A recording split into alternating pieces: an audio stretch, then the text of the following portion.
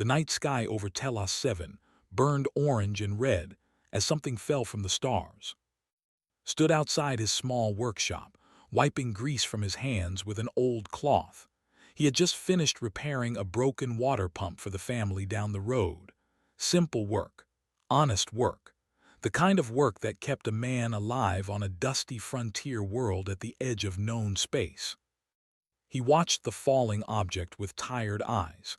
Meteors were common on Telos 7. The planet sat in the middle of an asteroid field, and rocks fell from the sky almost every week. Most burned up before they hit the ground. The ones that didn't usually landed in the vast empty deserts that covered most of the planet. But this one was different. It was too big, too bright, and it was falling toward the canyon behind his workshop. The impact shook the ground beneath his feet. Windows rattled in their frames. Dogs began barking across the settlement steadied himself against his workshop door and stared at the cloud of dust rising from the canyon. He should go back inside. He should mind his own business. That was the smart thing to do. Instead, he grabbed a flashlight and started walking. The canyon was a 20-minute walk from his workshop. Had explored it many times as a younger man, searching for valuable minerals in the rock walls. He knew every path, every hidden cave, every dangerous drop.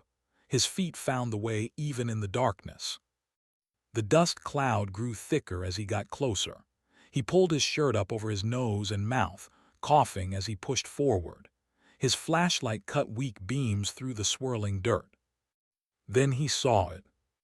At first, his mind refused to understand what his eyes were showing him. The thing was massive, at least 30 meters long. Its body was covered in scales that shifted between deep purple and black. 4 powerful legs ended in claws that had torn deep grooves into the canyon floor. A long tail curled around broken rocks. And the wings. One wing was folded against its body, a magnificent structure of membrane and metal and crystal that caught his flashlight beam and scattered it into 1,000 colors. The other wing was stretched out at a terrible angle, clearly broken. Shattered pieces of crystalline material lay scattered across the ground like fallen stars. Stopped breathing. He knew what this was. Everyone knew. Every child in the galaxy grew up hearing stories about them. The living dragons of the elder races. Biomechanical creatures that were part organic, part machine, part something else entirely. They served as warships, as partners, as sacred symbols of power for the ancient species that ruled the Galactic Council. They were bonded to noble lords and great warriors. They were older than human civilization itself. And one was lying broken in the canyon behind his workshop. The smart thing to do was run back to, contact the authorities, report the crash and let the proper people handle it. Humans were not supposed to interfere with. The punishment for touching one was death. The punishment for harming one was the destruction of your entire colony. Took a step backward. Then the creature opened its eyes. They were golden, those eyes, deep and ancient and filled with a pain that recognized. He had seen that look before, in the eyes of injured animals, in the eyes of sick children, in the eyes of miners pulled from collapsed tunnels. It was the look of a living thing that knew it might die. They made a sound, not a roar, not a growl, something softer, something that sounded almost like a question. His feet moved before his brain could stop them. He walked closer, one careful step at a time. His heart was pounding so hard he could hear it in his ears. His hands were shaking. Every survival instinct in his body was screaming at him to run away. He kept walking. When he was close enough to touch the creature, he stopped. This head was larger than his entire body. One snap of those jaws could cut him in half. One swipe of those claws could reduce him to bloody pieces. The dragon watched him with those golden eyes and did not move. Slowly, carefully, reached out his hand. His fingers touched the scales on the creature's neck. They were warm, almost hot, and smoother than he expected. He could feel something humming beneath them, like the vibration of a well-tuned engine. The let out a long breath, something in its body relaxed. Looked at the broken wing. The damage was severe. Bones of metal and crystal were snapped clean through. The membrane was torn in several places. Strange fluids leaked from the wounds, some red like blood, some silver like mercury. He had no idea how to fix something like this. He was a mechanic. He fixed mining rigs and water pumps and cargo haulers. He was not a doctor. He was not a scientist.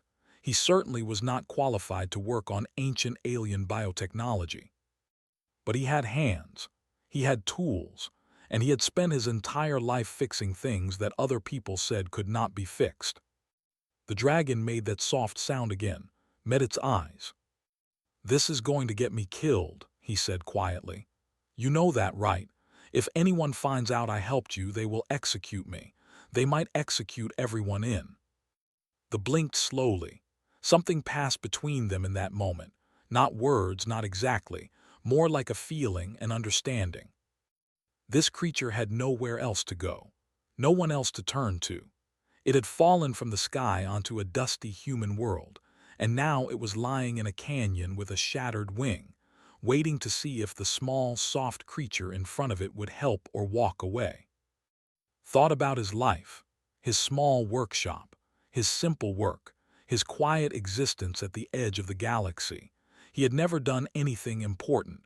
He had never been anyone special. He was just a mechanic on a frontier world that most people had never heard of. Maybe that was about to change. "I fix things," he said. "That is what I do." He walked back to his workshop. It took him 3 trips to bring everything he needed.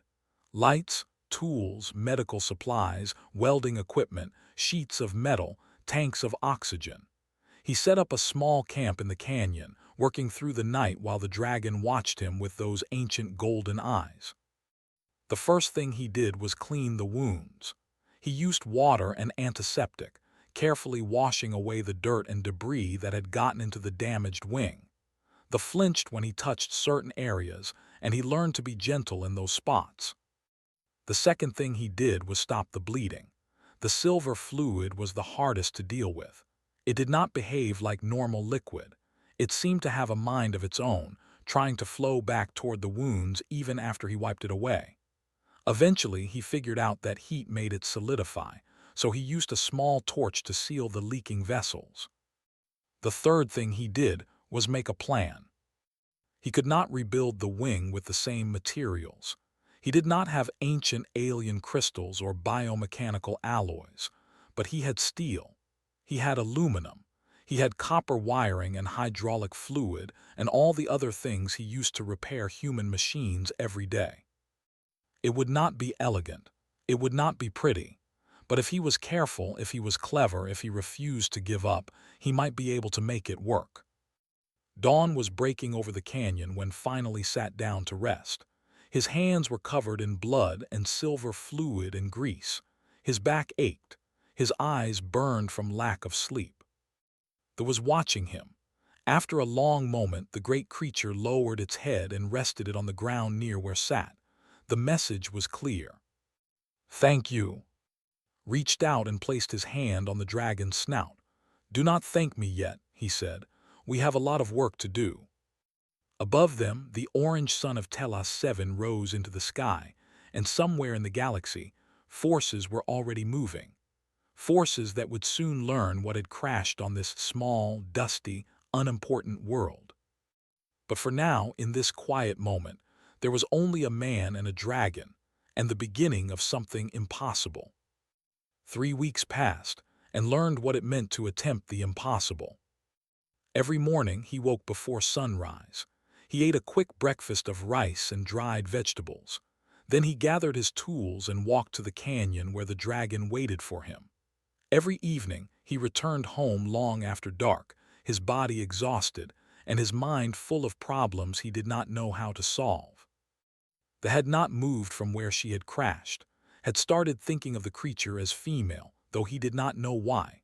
Something about the way she held herself, the way she watched him work, felt feminine to him. He had begun calling her Ember in his mind, a short version of the name he had found carved into a metal plate on her chest, Ember of Dying Stars. The repair work was harder than anything had ever attempted. The wing was not just bone and flesh.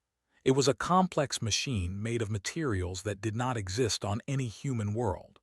The bones were hollow tubes of crystalline metal that conducted energy like electrical wires. The membrane was a living fabric that could change its shape and density. The joints were sealed with a substance that was part lubricant, part living tissue. Did not understand most of it, but he did not need to understand everything. He just needed to understand enough. He approached the problem the way he approached every repair job. First, he studied the damage. He spent 3 full days just looking at the broken wing, tracing every crack, every tear, every disconnected piece. He made drawings in a notebook, mapping out the structure as best he could. Second, he identified what was missing.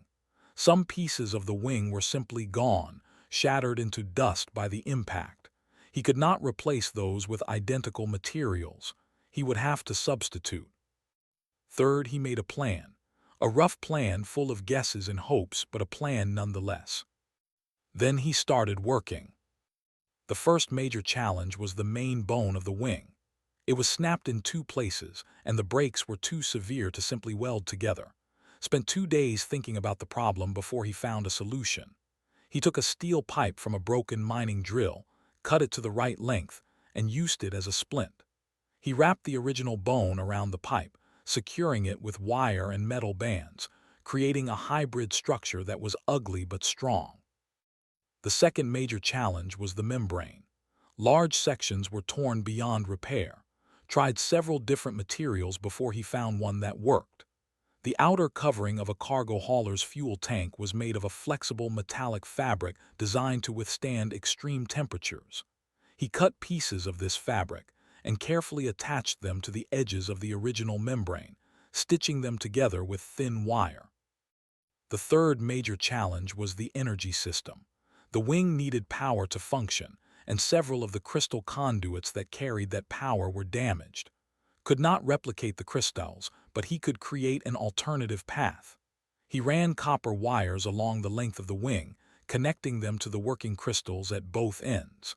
It was a rough solution, like using rope to hold together a broken machine, but it allowed energy to flow. Day after day he worked. His hands grew raw and blistered. His back ached constantly. He lost weight because he often forgot to eat.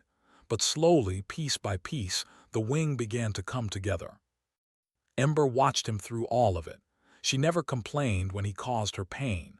She never grew impatient when he made mistakes. She simply lay there, those golden eyes following his every movement, trusting him completely. On the 10th day, something changed between them. Was working on a particularly difficult joint when suddenly he felt something in his mind. It was not a voice, not exactly. It was more like a picture, a memory that was not his own. He saw stars rushing past at impossible speed. He felt the joy of flying through the void of space. He experienced the fierce love between a dragon and her rider. Then he saw fire and pain and darkness. He gasped and stumbled backward, dropping his tools. Ember was looking at him with an expression that might have been surprise. "What was that?" asked his voice shaking. Another image came, himself, seen through Ember's eyes. A small, strange creature who had appeared in her moment of greatest need. A creature who had chosen to help when he could have walked away. Understanding flooded through. Ember was communicating with him, not with words but with emotions and pictures. The bond that formed with their riders was not just a partnership, it was a connection of minds. And somehow, impossibly, a fragment of that connection was forming between them. Over the following days, the communication grew stronger. Ember showed him memories of her long life. She showed him the attack that had wounded her, shadow ships emerging from nowhere, weapons that burned through her defenses. She showed him her rider, a tall being with silver skin and sad eyes, dying in the first moments of the ambush. She showed him her desperate flight across 3 star systems, wounded and alone, searching for somewhere to hide. She had chosen Telos 7 on purpose. She had sensed something on this world, something that called to her. She had not understood what it was until she met. Humans were different from the other species of the galaxy. They were young and short-lived, but there was something in them that Ember recognized. A stubborn refusal to accept defeat, a willingness to try even when success seemed impossible, a strange, fierce hope that burned like fire in their small hearts. She had sensed that hope from the moment he first touched her. On the 15th day, Sister arrived. Was 10 years younger than her brother. She was studying xenobiology at a university in the core worlds, and she had come to Telos 7 for her semester break. She found the house empty and followed the trail of tools and equipment to the canyon. When she saw this, she screamed. Had to spend an hour calming her down. He explained everything: the crash, his decision to help, the impossible repair work he was attempting. Listened with wide eyes, her fear slowly transforming into fascination. "This is insane," she said when he finished. "If the council finds out, they will kill you." "I know. You could still report it. You could walk away right now and pretend this never happened." Looked at Ember. The dragon looked back at him. He felt her trust, her hope, her quiet certainty that he would not abandon her. "No," he said, "I cannot do that." Stared at her brother for a long moment. Then she took off her jacket and rolled up her sleeves. "Fine," she said, "then show me how I can help." Having made everything easier, her knowledge of biology helped understand the organic parts of Ember's wing. She identified which tissues needed nutrition, which fluids needed replacing, which nerves needed careful handling. She created medicines from local plants that reduced Ember's pain and helped her wounds heal faster. Brother and sister worked side by side, day after day. They argued about techniques. They celebrated small victories. They held each other up when exhaustion threatened to overwhelm them.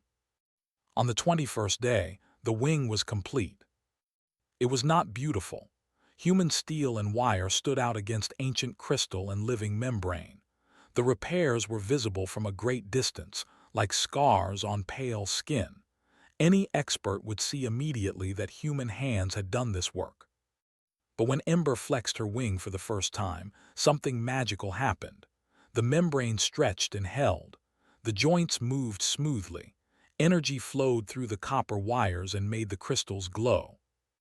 She could fly again. Ember rose to her feet, spreading both wings wide. The repaired wing was slightly stiffer than the other, slightly heavier, but it worked. She let out a sound that had never heard before, a cry of pure joy that echoed off the canyon walls. Then she turned and lowered her great head until her snout touched his chest. An image flooded his mind, overwhelming in its intensity. Gratitude, respect, love. And something more. Something that felt like a door opening, a connection being formed, a bond being sealed. Placed his hands on either side of Ember's face. His eyes filled with tears. "You are welcome," he whispered. Above them, unseen by anyone on the small, dusty world, a ship dropped out of faster-than-light travel. Sensors had detected an energy signature on this frontier colony. The Galactic Council had sent investigators. The time for secrets was almost over. The Council ship descended through the orange clouds of Telos 7 like a blade cutting through silk. It was beautiful in a cold, terrible way. Silver metal flowed in curves that no human engineer could have designed. Lights pulsed along its surface in patterns that seemed almost alive. The people have gathered in the central square to watch it land. Miners stopped their work. Shopkeepers closed their doors.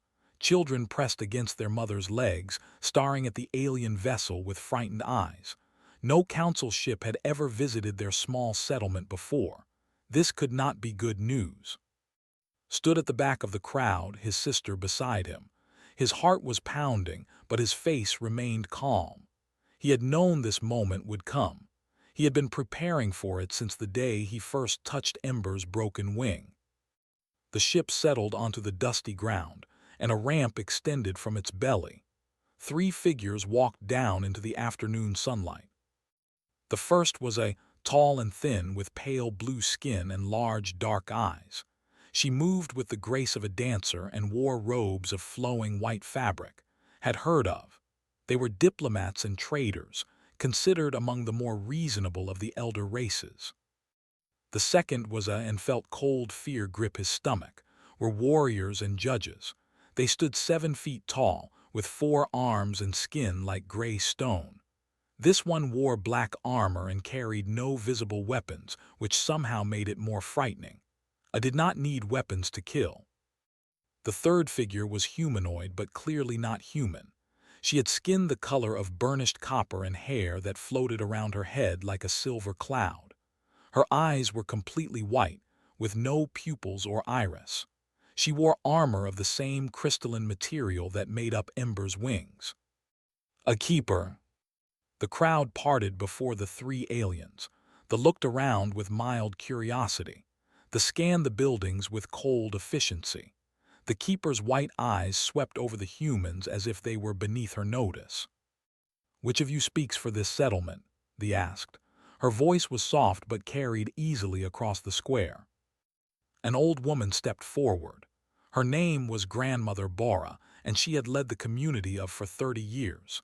She was small and bent with age, but her voice was steady. "I do," she said. "Welcome to Telos 7. How may we help the Galactic Council?" The keeper spoke before they could respond. 3 weeks ago, a crashed on this world. We have tracked its energy signature to this location.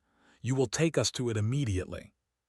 No pleasantries, no explanation, just a command delivered in a tone that expected instant obedience. Grandmother Bora did not flinch. "I am afraid I do not know what you are speaking of. We have seen nothing unusual." "You are lying," the keeper said flatly. "The signature is unmistakable. The creature is within 5 kilometers of where we stand. Produce it now, or we will search every structure in this settlement." They took a step forward. Its meaning was clear. Felt grip his arm. He gently removed her hand and began walking toward the front of the crowd. People moved aside to let him pass, their faces showing confusion and fear. "Wait," he said. Every eye turned to him. The keeper's white gaze fixed on him with sudden intensity. "I know where thee is," said. "I will take you to her." The keeper's expression did not change, but something in her posture shifted. "Her, you know the creature's designation." "Her name is Ember of Dying Stars. She crashed in the canyon behind my workshop 22 days ago. She was badly injured. I have been caring for her." Silence fell over the square. The dark eyes widened. They went completely still, like a statue carved from stone. The keeper stared as if he had just announced that the sky was green. "You have been caring for her," the keeper repeated slowly. "Yes, her wing was broken. I repaired it." "You repaired it?" "Yes." The keeper turned to look at her companions. This mouth was open. This 4 hands had clenched into fists. "You are saying," the keeper said, her voice now dangerously quiet, "that you, a human, touched a sacred, that you performed surgery on her body, that you have been in contact with her for over 3 weeks. "That is correct." "Do you understand that what you have done is punishable by death?"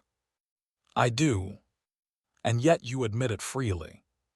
Met the keeper's white eyes without flinching. "I admit it because it is the truth, and because I am not ashamed of what I did. She was hurt. She needed help. I helped her." The keeper's face twisted with rage. She took a step toward, and the air around her began to shimmer with barely contained energy. "You ignorant, arrogant creature. You have no idea what you have done. Are sacred. They are bonded to noble bloodlines through rituals that take decades to complete. They are not pets to be patched up by primitive mechanics." "I never called her a pet." "Silence."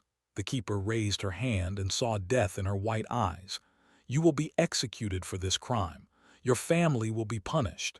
Your settlement will pay a price that your great will remember. Lord, the spoke for the first time since the confrontation began. Her voice was gentle but firm. Perhaps we should see the before passing judgment. We came here to investigate, not to execute. The keeper, Lord, froze with her hand still raised. After a long moment, she lowered it.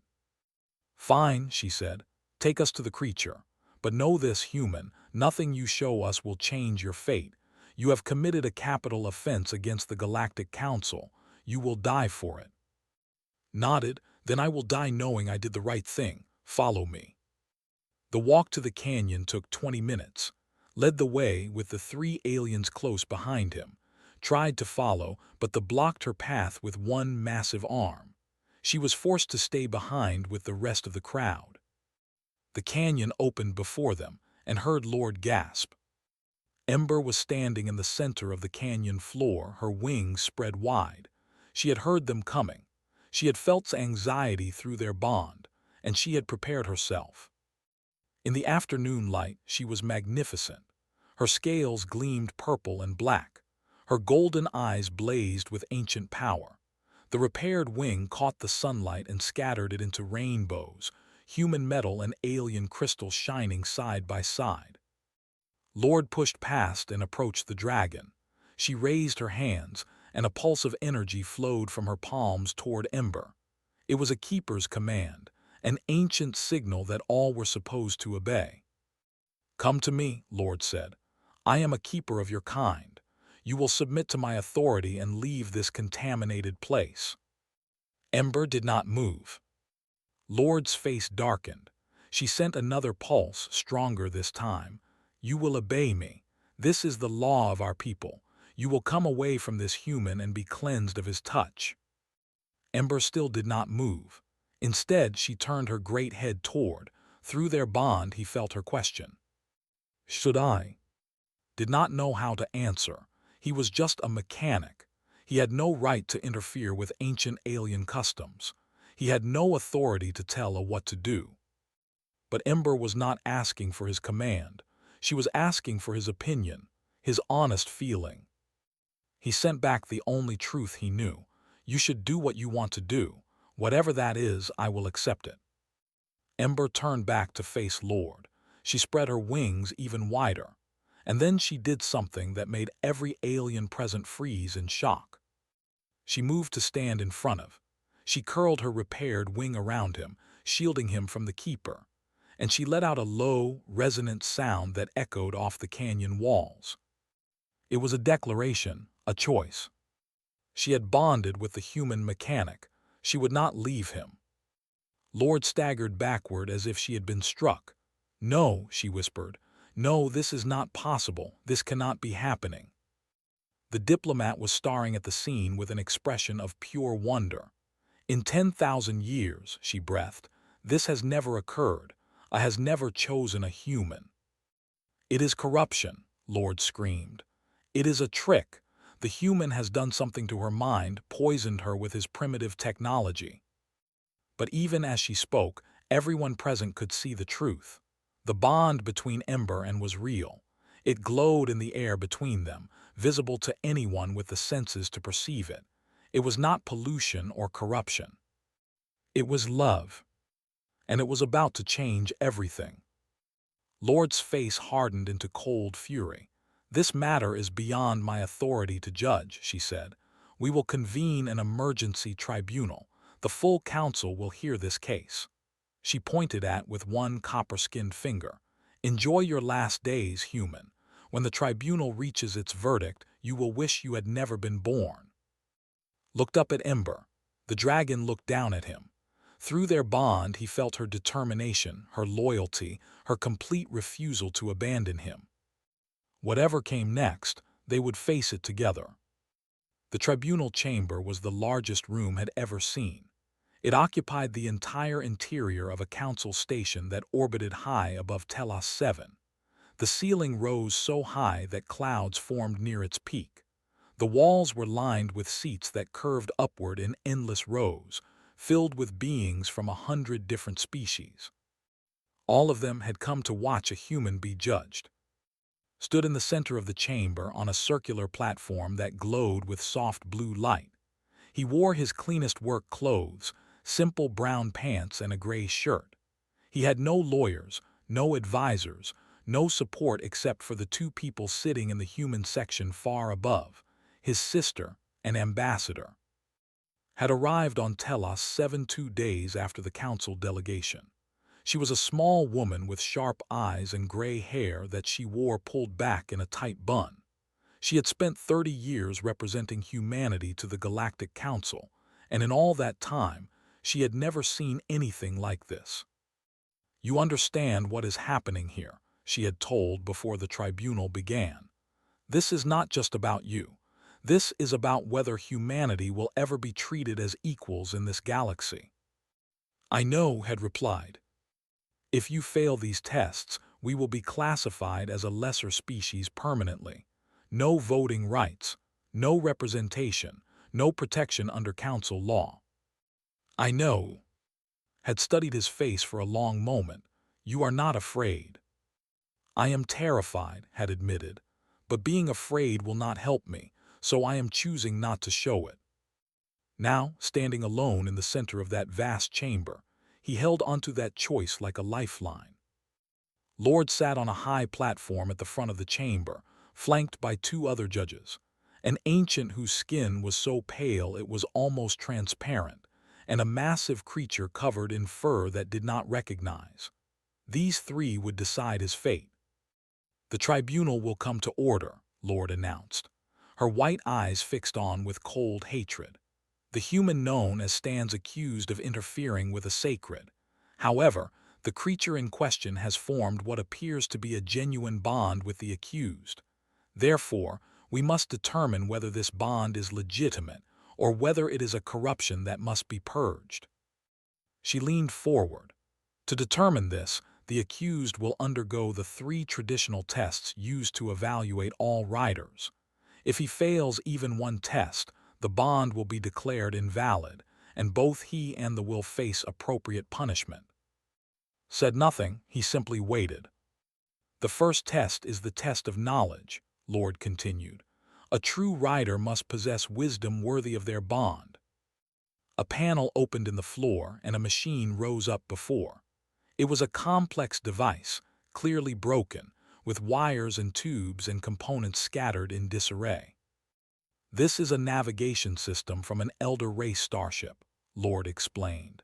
"It has been damaged. You have 1 hour to repair it. Our greatest engineers require specialized tools and computer assistance to perform such repairs. Let us see what a primitive human mechanic can do." The chamber fell silent. Thousands of alien eyes watched as approached the broken machine. He studied it for several minutes without touching anything. He walked around it slowly, examining it from every angle. He crouched down to look at the underside. He stood on his toes to see the top.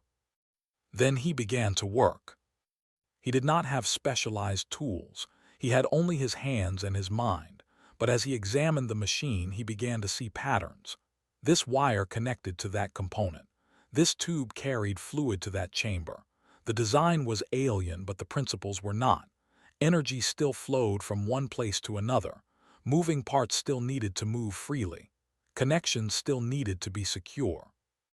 Did not try to repair the machine the way an elder race engineer would have. Instead, he found creative solutions. He used a bent piece of metal as a lever to realign a crooked component. He twisted wires together to bypass a burned-out circuit. He used spit and dust to create a temporary seal for a leaking tube. 45 minutes later, the navigation system hummed to life. The chamber erupted in murmurs. Lord's face showed nothing, but her hands gripped the arms of her seat so tightly that her copper skin turned pale. "The first test is passed," the ancient judge announced. His voice was thin and reedy, but it carried through the chamber. "The human has demonstrated sufficient knowledge. We proceed to the second test." The broken machine was lowered back into the floor. In its place, a holographic display appeared around, showing a simulated battlefield. Ships exploded in the void. Soldiers fought and died. Civilians screamed in terror. "The second test is the test of courage," Lord said. "A rider must be a warrior worthy of leading armies into battle. You will be placed in a combat simulation. We will observe how you fight." The simulation became real around. He could feel the heat of explosions. He could hear the screams of the wounded. He could smell smoke and blood and fear. Enemy soldiers appeared before him, weapons raised.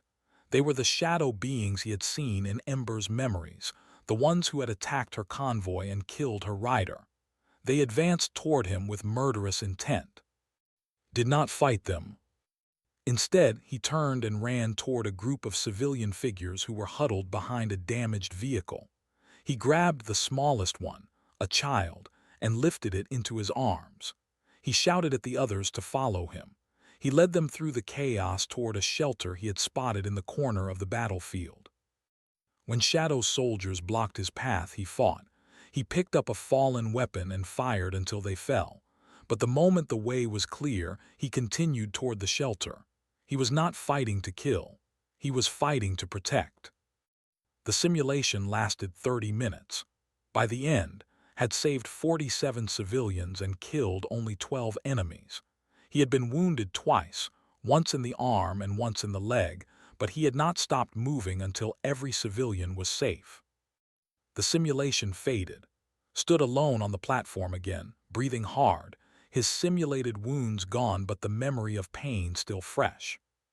Lord was frowning.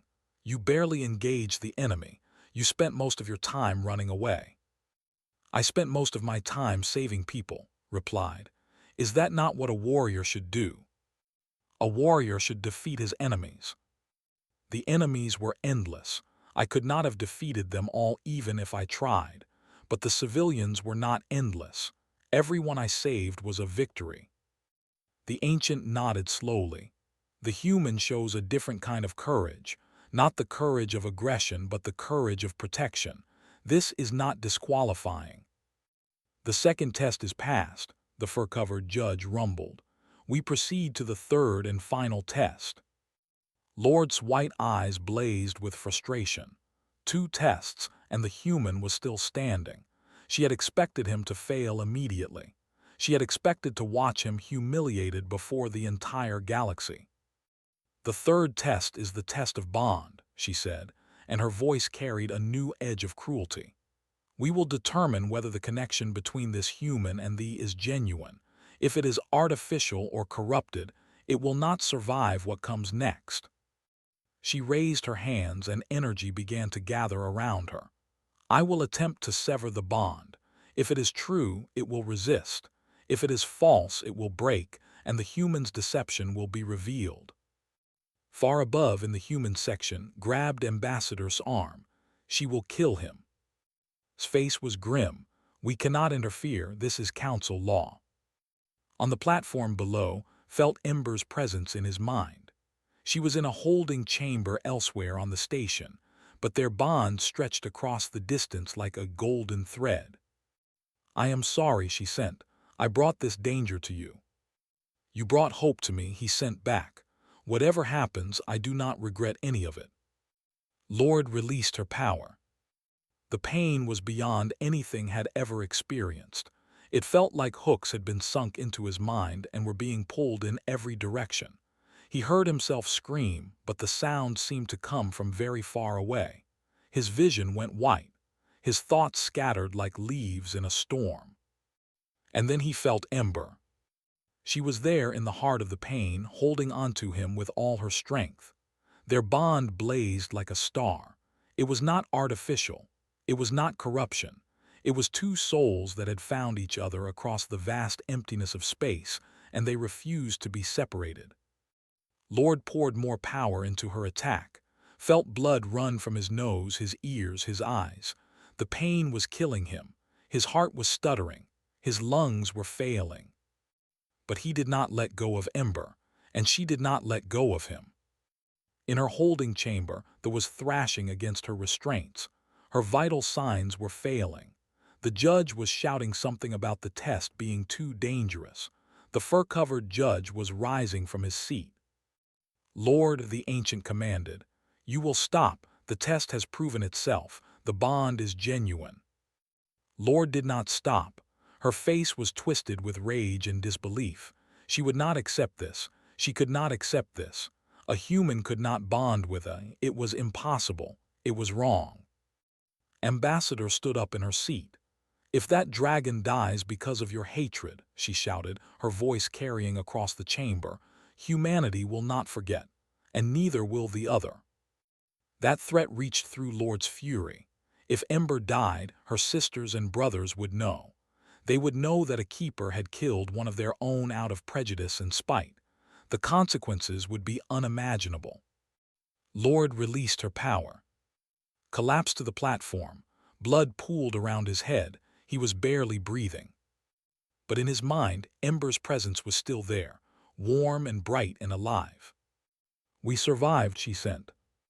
"We survived," he agreed. The ancient judge rose to his feet. His thin voice rang through the silent chamber. "The third test is passed. The bond between the human and the Ember of Dying Stars is genuine. By the laws of this council, their partnership must be recognized." Lord sat motionless in her seat, her white eyes empty, her copper face blank. She had lost. Against all odds, against all reason, she had lost. In the human section was crying. Ambassador was smiling. And across the galaxy, a message was spreading, carried by 1,000 different voices. A human had bonded with a. Everything was about to change. The attack came without warning. Was still recovering from the tribunal when the alarms began screaming throughout the council station. He pushed himself up from the medical bed where he had been resting, ignoring the protests of the alien doctors who had been treating his wounds. "What is happening?" he demanded. Through his bond with Ember, he already knew. He felt her fear, her recognition, her burning rage. The shadow ships had found her again.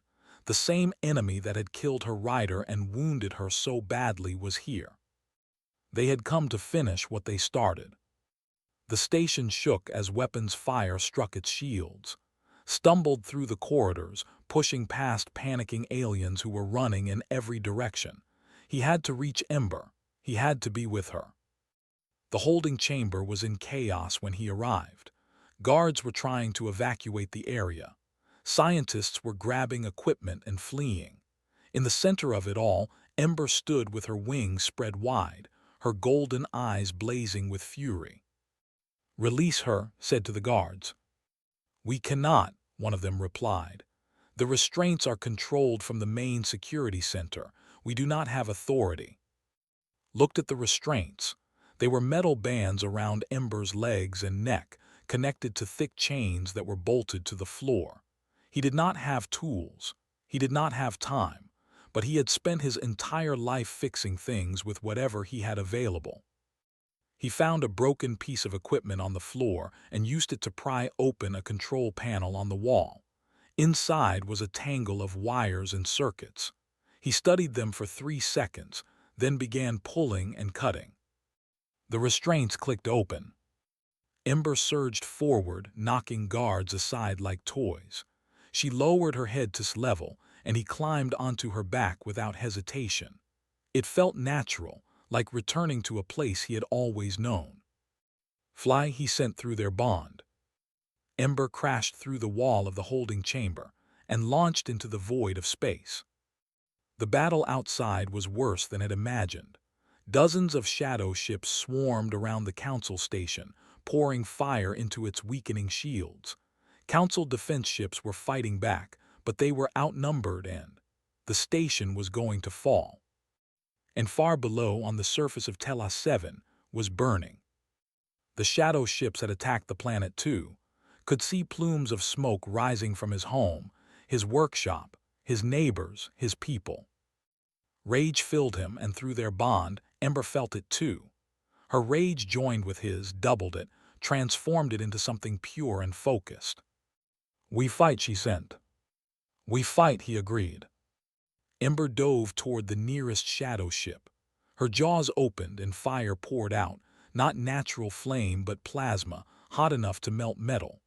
The shadow ship tried to evade, but Ember was faster. Her fire cut through its hull like a knife through paper. The ship exploded. More shadow ships turned toward them, weapons charging. Ember rolled and twisted through space, dodging energy beams that would have killed them both. Clung to her back, feeling her movements through their bond, leaning with her as she banked and turned. They destroyed 3 more ships together, then 5, then 10. But there were too many enemies and Ember was taking damage. Her shields were failing. Her wings were straining. The repair work had done was holding, but barely. Every sharp turn sent pain through the patched membrane. "We need help," sent. Help was already coming. A fleet of human ships emerged from behind the planet's moon. They were not warships. They were cargo haulers and mining vessels and transport shuttles, the civilian fleet of Telos 7. They had no weapons that could match the shadow ships. But they came anyway. At the head of the fleet was a massive mining barge commanded by Park, the foreman of its main mining operation. He was a grizzled man with a face and hands like stone. He had known since the mechanic was a boy. "All ships," his voice crackled over the communication system. "Target those shadow vessels. Use everything you have. Drilling lasers, plasma cutters, tow cables, everything. We are not letting them take our world." The human ships swarmed into battle. They should have been destroyed instantly. Their ships were slow and poorly armored. Their weapons were industrial tools, not military equipment. They had no training for combat. But they fought with a desperate creativity that the shadow ships had never encountered. Mining vessels fired drilling lasers that punched through enemy hulls. Cargo haulers rammed shadow ships at full speed, sacrificing themselves to take enemies with them. Transport shuttles flew in close and used cutting torches to carve holes in enemy engines. And they refused to stop coming. Ambassador had commandeered a small shuttle and was coordinating the human forces from orbit. Her calm voice directed ships to where they were needed most. Was with her, using her xenobiology knowledge to identify weak points in the shadow ship's organic components. On the planet below, the people had organized their own resistance. Men and women armed with mining tools and hunting rifles were fighting shadow soldiers in the streets. Grandmother Bora had turned the community center into a hospital and was treating the wounded with steady hands. The aliens watching from the council station could not believe what they were seeing. Humans were supposed to be weak, primitive, fragile. They were supposed to scatter and flee when faced with superior force. That was what lesser species did. But these humans were not scattering. They were not fleeing. They were standing and fighting against impossible odds, and they were doing it together. "They do not know they are supposed to lose," an observer whispered. In the heart of the battle, an Ember flew side by side with the human fleet. The repairs on Ember's wing were failing now. Metal plates were coming loose. Wires were snapping. The membrane was tearing. But they could not stop. They could not rest. Their people needed them. "Hold on," sent to Ember, "just a little longer."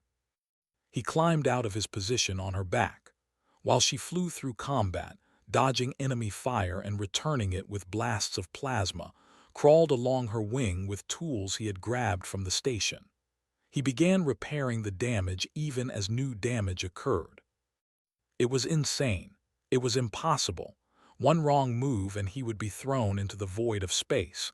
One enemy shot and he would be vaporized. But he was a mechanic. He fixed things. That was what he did. The battle lasted for 3 hours. When it was over, the Shadow Fleet was destroyed or scattered. The Council Station was damaged but intact. Telos 7 was but alive, and the people had defended their home against an enemy that should have annihilated them. Ember landed in the central square of where the Council delegation had first arrived, slid off her back and nearly collapsed. He was exhausted beyond measure. His hands were burned and bloody. His body ached in places he did not know could ache. But he was alive. Ember was alive. His people were alive. Lord approached them. Her white eyes were no longer filled with hatred. There was something else there now, something that might have been confusion or wonder or the first stirring of respect. "What are you?" she asked. "All of you, what are you?" Looked at the people around him. Park, his face covered in soot, leaning on a broken drill, her arm in a sling, smiling through her tears. Ambassador, her gray hair wild, her expensive clothes torn and stained. Grandmother Bora, handing out water to the wounded. Miners and mechanics and farmers and shopkeepers. Ordinary people who had done extraordinary things. "We are mechanics," said. "We fix things, even when everyone says it is impossible." Lord was silent for a long moment. Then she did something that shocked everyone who witnessed it. She bowed. "I was wrong about you," she said. "About all of you. I thought your kind was beneath consideration. I thought you were primitives who had accidentally stumbled into the stars." She straightened and met's eyes. "I will return to the council and recommend that humanity be granted full citizenship. You have earned it today." 6 months later, the galaxy was still talking about what had happened at Telos 7. The first Human Care Academy had been established on the planet. Was its head researcher, working with alien scientists to understand how human creativity could be applied to elder race technology. Ambassador had used the incident to push for unprecedented diplomatic gains. Humanity was finally being taken seriously. And every evening, sat on the roof of his workshop, watching the sunset with Ember curled around him. Her wings still bore the scars of his repairs. Human steel and copper wire stood out against ancient crystal and living membrane. It was not pretty, it was not elegant, but it worked. It had held through battle and hardship and everything the universe had thrown at them. "I still do not understand," said one evening. "Why did you choose me? There are billions of humans, millions who are smarter than me, stronger than me, more important than me. Why me?" Ember sent him an image through their bond. It was his own hands, reaching out in the darkness of a canyon, touching her wounded scales when any sane person would have run away. It was his voice, calm and steady, saying, "I fix things," as if that explained everything. "Because you were kind," the image said. "Because you helped when you did not have to. Because you tried when no one expected you to succeed." Felt tears in his eyes. That does not seem like enough. Ember nuzzled her great head against his chest. "Sometimes," she sent, "the smallest things are the most important." Below them was rebuilding. The sounds of hammers and saws drifted up through the evening air. Children were playing in the streets again. Life was continuing as it always did. And above them in the darkening sky, the stars were shining. Somewhere out there, others were watching humanity with new eyes. Other species were reconsidering their assumptions about the young, short-lived creatures from the small blue planet. And the story of the mechanic who fixed a dragon's wing was being told in 1,000 languages, on 1,000 worlds. It was the beginning of something new, something wonderful, something that would change the galaxy forever. All because one man had decided to help when everyone else would have walked away. Leaned against Ember's warm scales and closed his eyes. For the first time in his life, he felt like he was exactly where he was supposed to be.